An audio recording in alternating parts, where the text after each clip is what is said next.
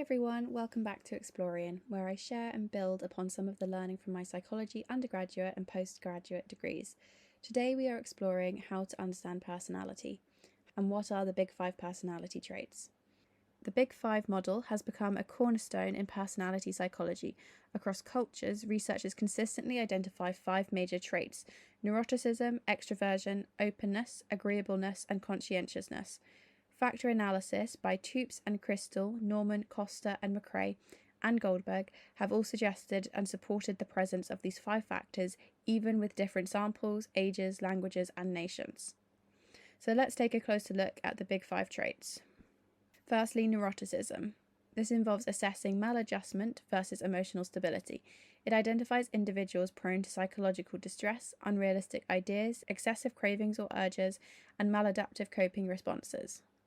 The sample items used in the questionnaire for this trait, formed by Goldberg in 1982, include looking at relaxed versus tense, at ease versus anxious, stable versus unstable, and neuroticism was found as individuals who scored highly for being tense, nervous, unstable, discontented, and emotional. The second trait is extraversion. This involved gauging the quantity and intensity of interpersonal interaction. So, for example, how often you see your friends, the activity level, the need for stimulation, and your capacity for joy. The sample items in the questionnaire for this involved whether you were silent or talkative, unassertive or assertive. They also found that those that scored highly on being assertive were also very high in extraversion.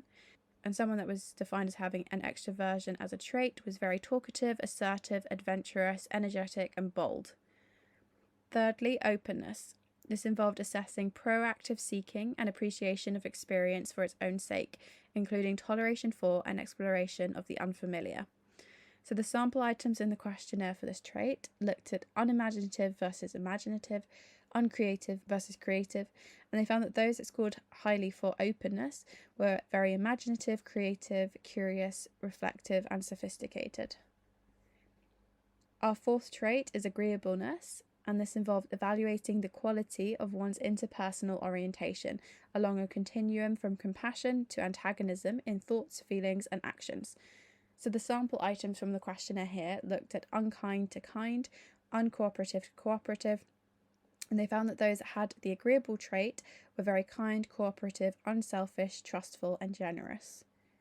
And our last and fifth trait was that of conscientiousness.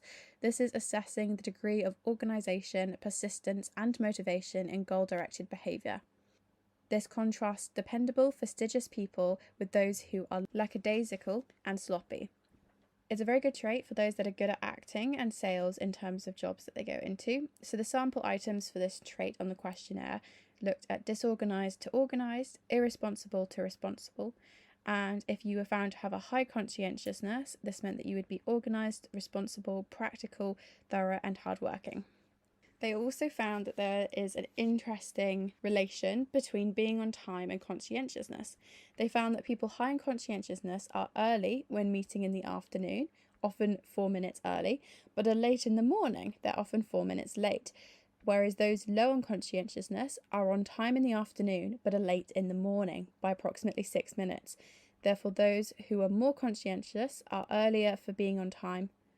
High conscientiousness also increases your chances of survival and is predominantly higher in females than males. There were no significant differences in early ages, but at about 50, there is a significant difference between the genders, and this research was conducted by McAdams in 2006. So, for example, a key piece from this research is that high conscientious females are more likely to take medication on time. This is really important in old age and therefore increase one's chance of survival. But why are the Big Five so important?